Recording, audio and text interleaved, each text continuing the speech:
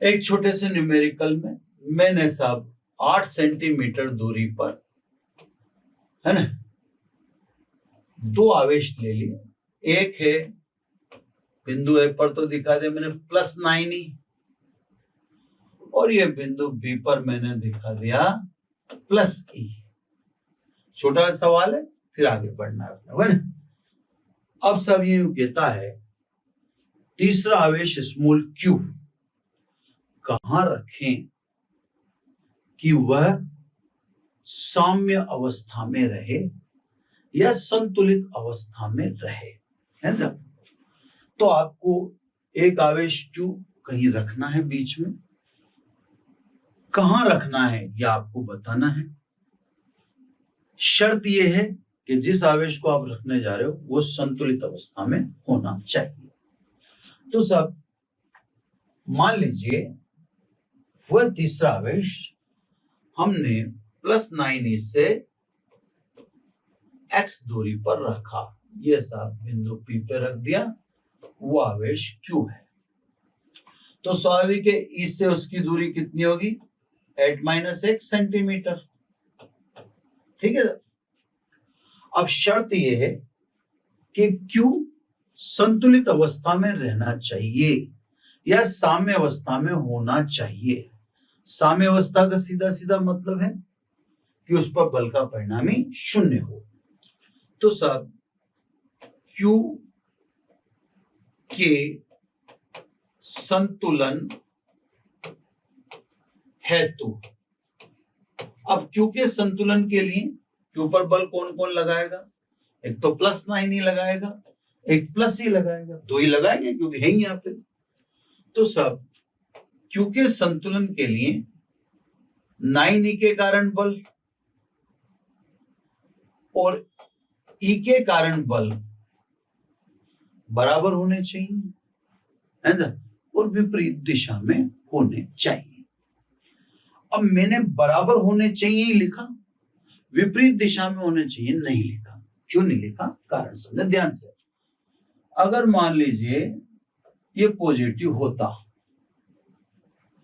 तो +9e इसको प्रतिकर्षित करेगा, +e भी इससे प्रतिकर्षित करेगा, तो बल तो नेचुरली विपरीत दिशा में आ रहा है।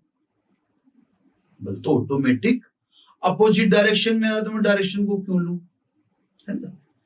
अगर मान लीजिए ये प्लस नहीं होता, ये माइनस होता, तो 9e इससे अट्रैक्ट करता और +e भी इससे अट्रैक्ट करता। तो मेरे कहने का मतलब है कि जो आवेश Q रखा है वो पॉजिटिव हो तो भी बल विपरीत दिशा में होंगे, और नेगेटिव हो तो भी बल विपरीत दिशा में होंगे। बल विपरीत दिशा में तो है ही, तो दिशा में क्यों लूं। बस मैं यही कह दूं ना कि दोनों बल बराबर होने चाहिए, तो परिणामी बल ऑटोमेटिक क्या हो जाएगा, 0। तो आप कई जगह पर सदिश को अवॉइड कर सकते हो या कई जगह आप सदिश से बच सकते हो। जैसे यहाँ पे सदिश से बचाया जा सकता था, बचा लिया। अब 9e के कारण Q पर बल कूलॉम के नियम से 1/4 पाई एप्सिलॉन 0 9e के कारण Q पर बल, है ना। कूलॉम ने साफ कहा है कि मुझे आवेश के चिन्ह से कोई मतलब नहीं है, तो मैंने आवेश का चिन्ह लिखा, ओनली 9e के कारण Q पर बल। कूलॉम कहते हैं जिनका मल्टीप्लिकेशन करोगे उन्हीं के बीच की दूरी का वर्ग लेना है, तो मैंने इसका और इसका मल्टीप्लिकेशन, इनके बीच की दूरी x²। अब E के कारण Q पर बल, तो कूलॉम के अकॉर्डिंग 1/4 पाई एप्सिलॉन 0 E के कारण Q पर बल। अब देखो कारण E है, प्लस चिन्ह लेना है, बल किस पर, Q पर, जिनके मध्य बल उनको मल्टीप्लाई कर दो। लेकिन ध्यान रखो जिनका मल्टीप्लिकेशन किया है उनकी बीच की दूरी का स्क्वायर का भाग देना पड़ेगा। इन दोनों के बीच की दूरी कितनी है, 8-x, तो सब बीच की दूरी का वर्ग कर दिया, 8-x का होल स्क्वायर। अब देखो 4 पाई एप्सिलॉन 0 कैंसिल हो गया, Q कैंसिल हो गया, E कैंसिल हो गया, आपका शुद्ध रूप से बचता है 9/x² और उधर बचता है 8 - x का होल स्क्वायर। दोनों तरफ का वर्गमूल ले लो, तो रूट लेने पर ये आ गया 3/x और इधर आ गया 1/8 - x। ये देखो सब सिंपल ही आ गया, बस क्रॉस मल्टीप्लीकेशन कर दो, ये इधर कर दो x से, x × 1 = x, इधर 8 × 24 एंड 3x, तो कुल मिला के हो गया 4x = 24, यानी x = 24/4, तो आंसर आ गया 6 सेंटीमीटर। यानी हम दोनों को मिलाने वाली रेखा पर आवेश रखें तो वो आवेश का होना चाहिए 6 सेंटीमीटर दूर होना चाहिए, किससे? +9 इससे। क्लियर साहब? तो सब न्यूमेरिकल के ऐसे बीच बीच में प्रकार हैं। चलो एक न्यूमेरिकल थोड़ा सा एक साथ करवा देते हैं जिसमें दोनों चीजें आ जाए। दोनों चीजें आ जाएगा मतलब जैसे उसमें मान भी आ जाए और उसमें प्रकृति भी आ जाए, है ना? तो सब एक सवाल और देखें आप। जैसे मान लो दो आवेश हैं, एक +4q और एक दूसरा, एक मिनट, स्ट्रेट लाइन खींचनी चाहिए, स्ट्रेट लाइन खींचने में मजा नहीं आता है ना? तो स्ट्रेट लाइन खींचने पर अच्छा वाइट है ना? तो सब एक +4q एक +q, इसको A मान ले, इसको B मान ले। इन दोनों के बीच की दूरी है D, है ना? क्लियर? अब ध्यान से समझना बात को थोड़ा सा, है ना? दोनों के बीच की डिस्टेंस दी है। अब सवाल पिछले सवाल से अलग है।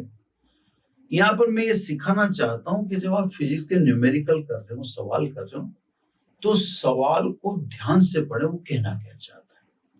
अब ये कह रहा है कि तीसरा आवेश Q दोनों को मिलाने वाली रेखा पर कहां रखें कि निकाय संतुलन अवस्था में हो। अब ये नहीं कह रहा कि वो Q संतुलन अवस्था, अब कह रहा हो निकाय संतुलन अवस्था हो। निकाय का मतलब तो ये और जिसको रखेंगे वो तीनों हो गए। निकाय में 3 आवेश है, तो कह रहा है निकाय संतुलित अवस्था में रहे और जो आपने रखा उस आवेश का मान भी बताओ। तो सब सवाल में अंतर है। पहले अपन ने कहा था कि जिससे रख रहे हैं वो संतुलित अवस्था में हो, तो बाकी को तो देखना ही नहीं था। लेकिन ये कह रहा है कि इन्हें मिलाने वाली रेखा पर कोई आपको तीसरा आवेश रखना है ना? तीसरा आवेश रखना है, इस तरह से रखना है कि निकाय संतुलित अवस्था में हो, और आपको यह भी बताना है कि जो तीसरा आवेश है वो किस प्रकृति का होना चाहिए। तो सब मैंने ये तीसरा आवेश रख दिया Q, +4q से मैंने रख दिया ये x डिस्टेंस पर, तो +q से ये दूरी होगी D - x। ठीक है ना? डिस्टेंस वगैरह तो पहले की तरह ही है। अब ध्यान से समझे आप, क्लियर? ध्यान से क्या समझना है वो देखें आप, है ना? अब आपने को Q की वैल्यू भी बतानी है और अपने को ये x भी बताना है। तो आप कितनी अननोन क्वांटिटी ज्ञात करने जा रहे हो?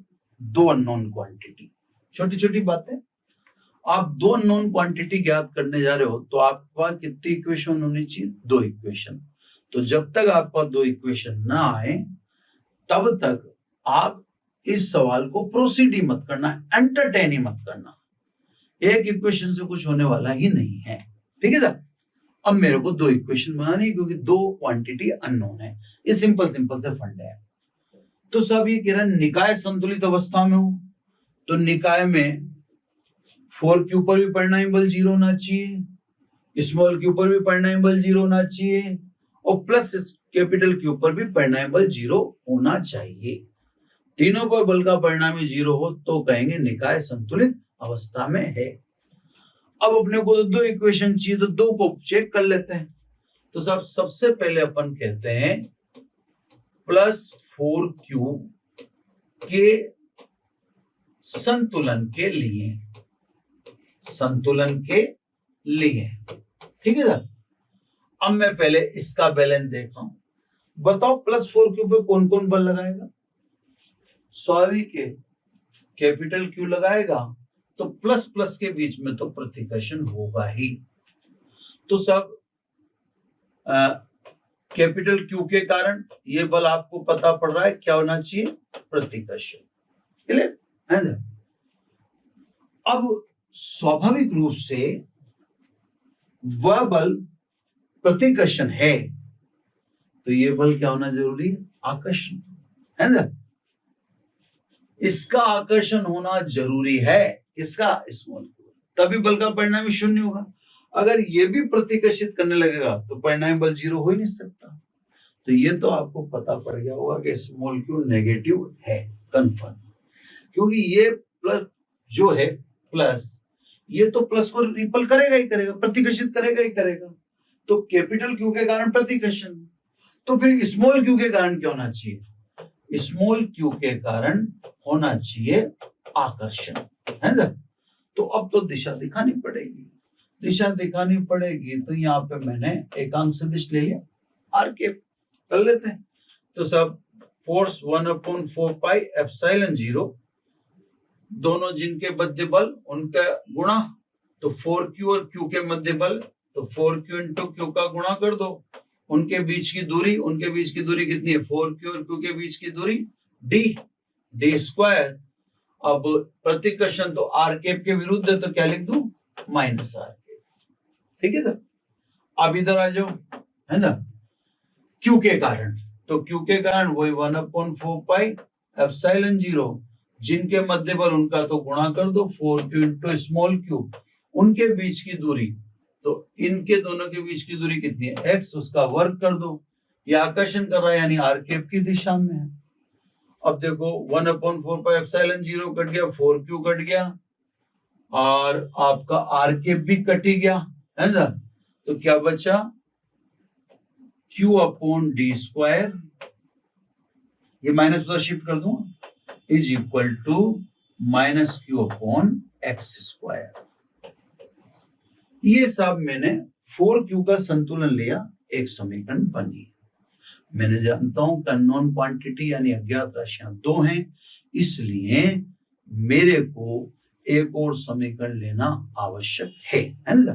तो सब अब दूसरा इसका संतुलन ले लेते हैं।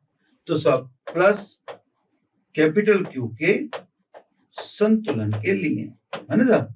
संतुलन के लिए, ठीक है। 4q तो इसे प्रतिकर्षित करेगा ही करेगा, तो दिख ही रहा है, वो तो पॉजिटिव हो जाएगा। तो स्मॉल q इसे क्या करे? आकर्षित करे। तो सब 4q के कारण तो प्रतिकर्षण, 4q के कारण प्रतिकर्षण, 4q के कारण q पर बल, जिनके मध्य उनका तो गुणा, आवेश का चिन्ह नहीं लेना, कूलम में आवेश का चिन्ह नहीं लेते हैं, ये आपको 50 बार बता चुका हूं। तो सब 4q के कारण कैपिटल Q पर बल, जिनके मध्य उनका मैंने मल्टीप्लिकेशन कर दिया। अब उन्हीं के बीच की दूरी का भाग देना है, जिनका गुणा करते हो ना, उन्हीं के बीच की दूरी का भाग। तो आपने इनको मल्टीप्लाई किया तो इनके बीच की दूरी d है, तो इसका ही वर्ग। अब 4q उसको प्रतिकर्षित करेगा, तो ये दिशा आ रही है आर कैप, या आर कैप लिख दी सब, है ना? कोई टेंशन की जरूरत ही नहीं आपको। अब स्मॉल q के कारण वो आकर्षण होना चाहिए, ये ध्यान रखें, क्योंकि अगर स्मॉल q ने आकर्षित नहीं किया तो परिणाम बल 0 नहीं हो सकता, है ना? स्मॉल q के कारण कैपिटल Q पर बल, तो वही 1/4 पाई एप्सिलॉन 0, जिनके मध्य बल उनका तो कर दो गुणा, क्लियर है ना? और उनके बीच, जिनका गुणा किया उनके बीच की दूरी, उनके बीच की दूरी कितनी है? d - x का होल स्क्वायर। अब ये आकर्षण है इस दिशा में, तो माइनस आर कैप। तो सब 1/4 पाई एप्सिलॉन 0 कैंसिल हो ही गया, कैपिटल Q कैंसिल हो ही गया, और आपके पास बचता है वह ले देकर 4q/d square is equal to R के बार के कट गया तो इधर क्या बचता है, minus small Q upon D minus X का होल स्क्वायर। यह आपकी दूसरी समीकरण। बस अब हल आएगा तो आप क्या ध्यान रखेंगे कि कभी भी दो अज्ञात राशि तो दो समीकरण चाहिए, तीन अज्ञात राशि तो तीन चाहिए, चार है तो चार चाहिए, है ना बच्चों। अगर दो अज्ञात राशि या तीन अज्ञात राशि और दो समीकरण तो सोल्व ही मत करो, वह सोल्व नहीं होगा, है ना। तो सब क्यू अपॉन डी स्क्वायर का वैल्यू कहां से पुट कर दें, एक्स से पुट कर दें, करो सब। 4 capital Q square upon D square की वैल्यू पुट कर दी, minus small Q upon X square is equal to minus Q upon D minus X का होल स्क्वायर। माइनस कैंसिल हो गया, क्यू कैंसिल हो गया, वर्गमूल ले ले, 4 का वर्गमूल 2, एक्स स्क्वायर का एक्स, इधर डी माइनस एक्स का होल स्क्वायर का डी माइनस एक्स को इससे 1 से गुणा किया और इधर 2d माइनस 2x, तो कितना हो गया साहब ये 3x is equal to 2d, यही वन है। इसलिए x is equal to 2d बटा 3। तो पहला आंसर आ गया कि आवेश q कहां पर रखना चाहिए, आवेश q 4q से, इससे 4q से, है ना, कितनी दूरी पर रखना चाहिए, 2d बटा 3 दूरी पर रखना चाहिए। अब x का मान कहीं भी पुट कर दो, एक में कर दो, स्मॉल क्यू आ जाएगा, है ना, एक में कर देते हैं ना, x है, ये एक में पुट कर देते हैं, q upon D square minus small Q x square, इसका स्क्वायर कर देता हूं मैं, 2d का स्क्वायर 4d स्क्वायर और 3 का स्क्वायर 9। तो साहब ये डी स्क्वायर से डी स्क्वायर कट गया, यानी कैपिटल क्यू बराबर माइनस ये 9 ऊपर गया, 9/4 स्मॉल क्यू। तो बोलो फिर क्यू का मान कितना हुआ, क्यू बराबर माइनस 4/9 कैपिटल क्यू। ये आपका सेकेंड आंसर है ना। तो ये दूसरा आंसर आ गया जिसमें अपन ने बता दिया कि वह आवेश ऋणात्मक होना चाहिए। तो अभी देख लो, इधर भी आकर्षण उधर भी आकर्षण, है ना, और वह कहाँ रखा होना चाहिए, यहाँ रखा होना चाहिए। जैसे इस आवेश को, ये इतने मान वाले आवेश को +4q से इतनी दूरी पे रख देंगे तो इस पर भी बल का परिणामी 0 होगा, इस पर भी बल का परिणामी 0 होगा, इस पर भी बल का परिणामी 0 होगा। तो बच्चों, कूलाम का नियम, सदिश रूप, उसकी गुरुत्वीय बल से या गुरुत्वाकर्षण बल से तुलना, और कुछ जो न्यूमेरिकल अपन ने डाले वो बीच में, ये कंप्लीट हो चुका है। अब आज इतना ही, नेक्स्ट न्यू टॉपिक अगले एपिसोड से। Thank you very much.